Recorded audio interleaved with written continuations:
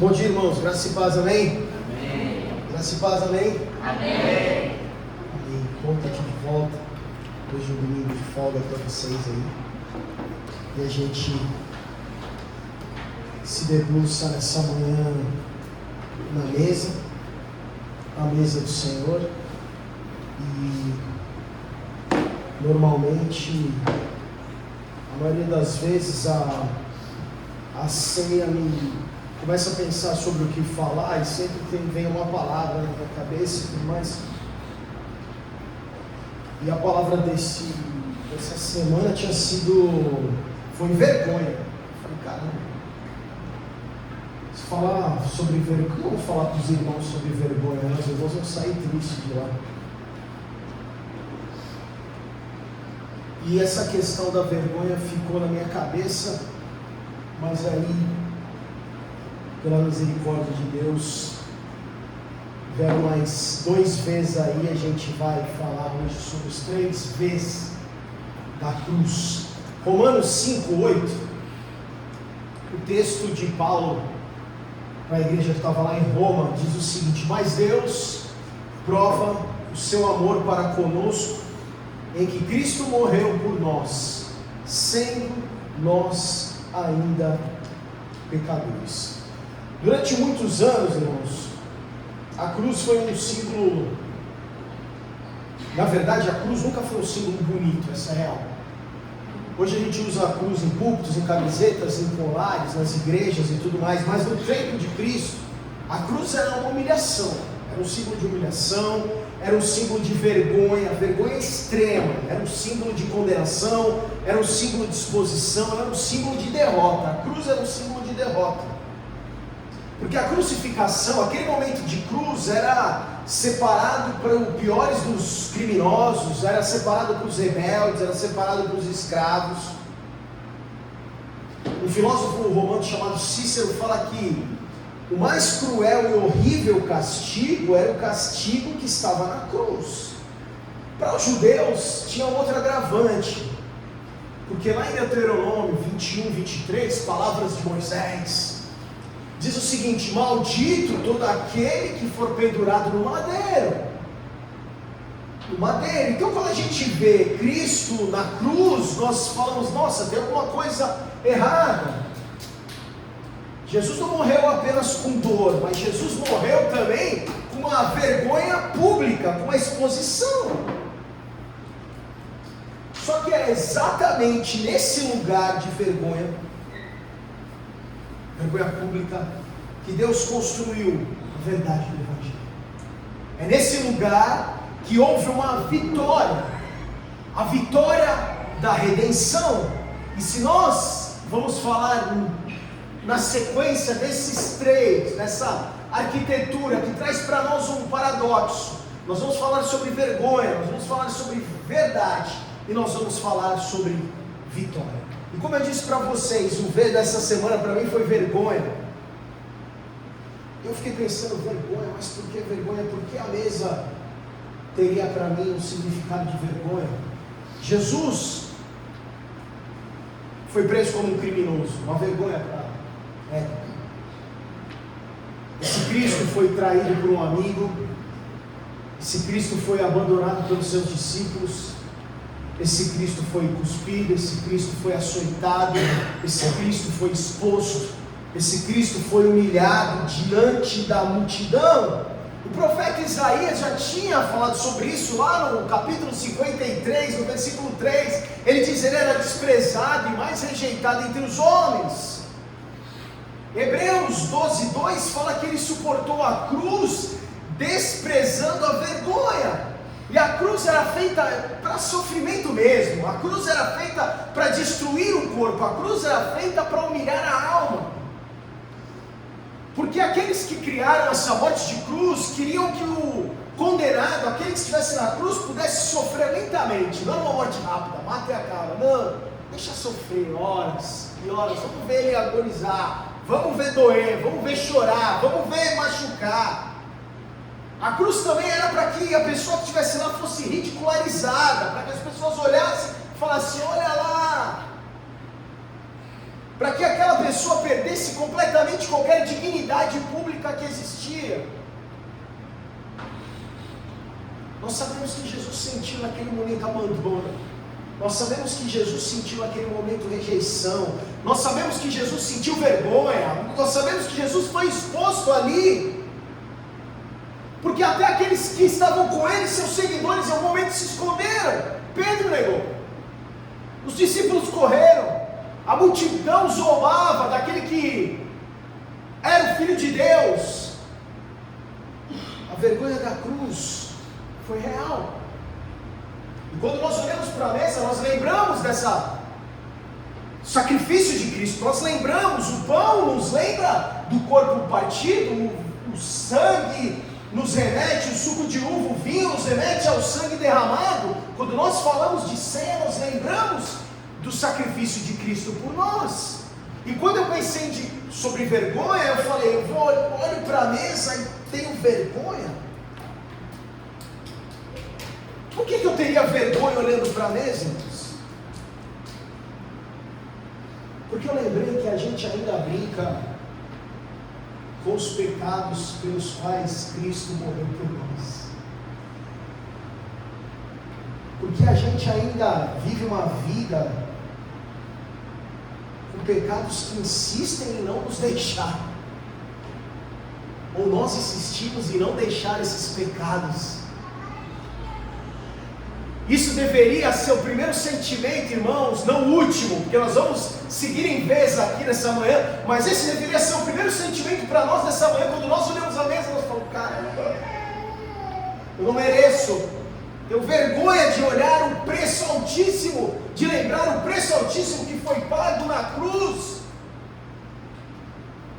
Porque, como eu disse, quais pecados que a gente ainda não deixa? Paulo disse, o bem que eu quero fazer eu não faço, e o mal que eu não quero fazer eu faço. Qual a vergonha que eu ainda, que nós ainda convivemos, quando olhamos a mesa e lembramos da cruz de Cristo, e lembramos que Ele morreu para que esses pecados fossem perdoados. O conselho de 1 Coríntios 11, 28 de Paulo para nós, no texto da ceia, fala, examine-se, pois, o homem a si mesmo. E a ceia não é um memorial, um ritual vazio. A ceia não é mais só um momento de comer pão, de abraçar os irmãos. Não, a ceia é um memorial que traz para nós a lembrança do sangue derramado, do corpo partido. A mesa nos lembra, deveria nos lembrar do preço altíssimo pago, da dor complicada, que talvez a gente não possa explicar, que Cristo sofreu naquela cruz. E nos lembra também da santidade de Deus.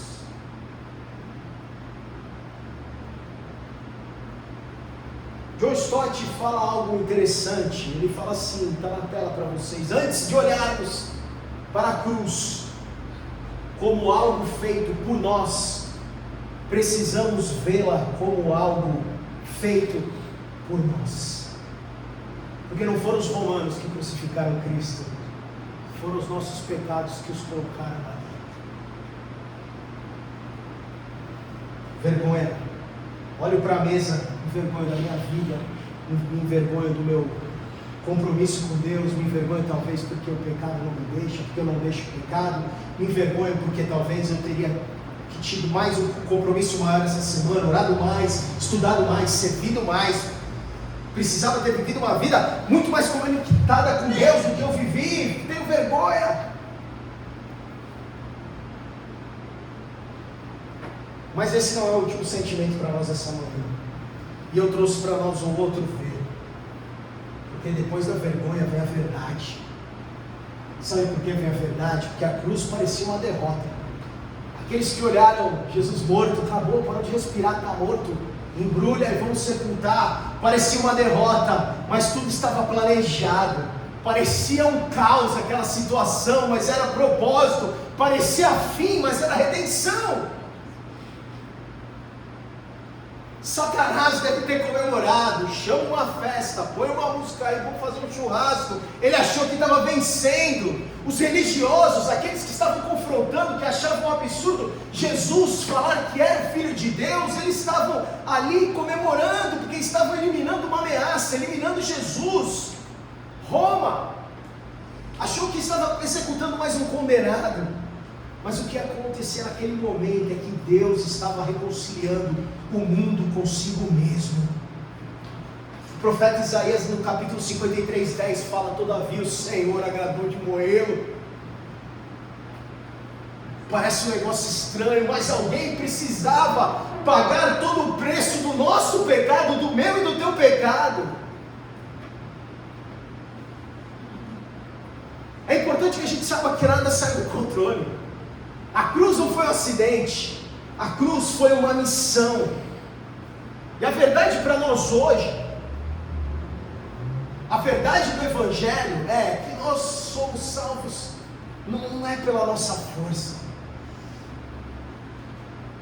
não somos aceitos pelo nosso mérito.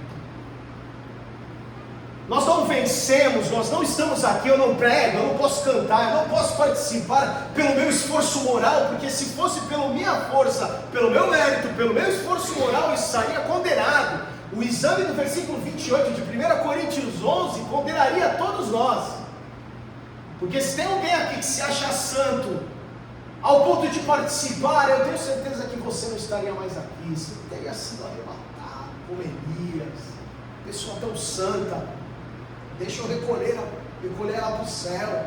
Mas nós somos salvos pela graça, que é o que diz em Efésios capítulo 2, porque versículo 8 e 9, pela graça, porque pela graça sois salvos mediante a fé. E se você crê, então seja salvo. Se você crê, você é salvo. A verdade, esse segundo ver, quando nós olhamos a ceia, é que existe perdão para nós, é que existe reconciliação para nós, é que existe graça suficiente independente de nós. Vinícius, deixa eu ouvir você falando. Graça suficiente não importa. Martinho Lutero costumava dizer o seguinte: somos mais pecadores do que imaginamos, mas também somos mais amados do que ousamos. A gente não consegue acreditar nisso, ousamos acreditar, e essa é a verdade do Evangelho. A cruz até expõe nosso pecado, a gente pode olhar a mesa e ficar envergonhado, caramba, eu sou pecador, mas a mesa, mas a cruz revela o amor impagável, um amor incalculável de Deus por nós. A verdade da cruz é que a graça é maior do que qualquer culpa, a graça é maior do que qualquer pecado, a graça é maior do que qualquer intenção de mérito, qualquer coisa. Estamos aqui pela graça de Deus. Se você crê, você é salvo e pode participar.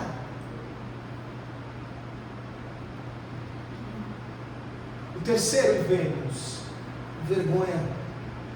Mas a vergonha não me basta, porque eu fui iluminado com a verdade da graça de Deus. A vergonha não tem a palavra final, a morte não teve a palavra final, o túmulo não teve a palavra final, porque Ele ressuscitou e Ele está vivo. Nós cantamos porque Ele vive e nós cremos no amanhã. Colossenses 2, 14 e 15, cancelando o escrito de dívida, despojando os principados e potestades. Na cruz, Satanás foi derrotado, a dívida foi paga, o véu foi rasgado, a morte perdeu a autoridade. Como eu gosto de dizer, de um escritor chamado John Owen, a morte morreu. A ressurreição não foi apenas um milagre, mas um milagre, não foi. A ressurreição foi uma declaração eterna de que Jesus venceu.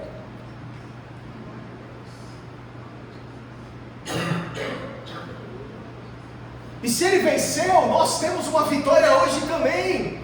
A ceia não é um funeral, a ceia não é um momento triste, não, a ceia é de celebração de vitória. Nós estamos felizes, nós estamos aqui contentes, alegres.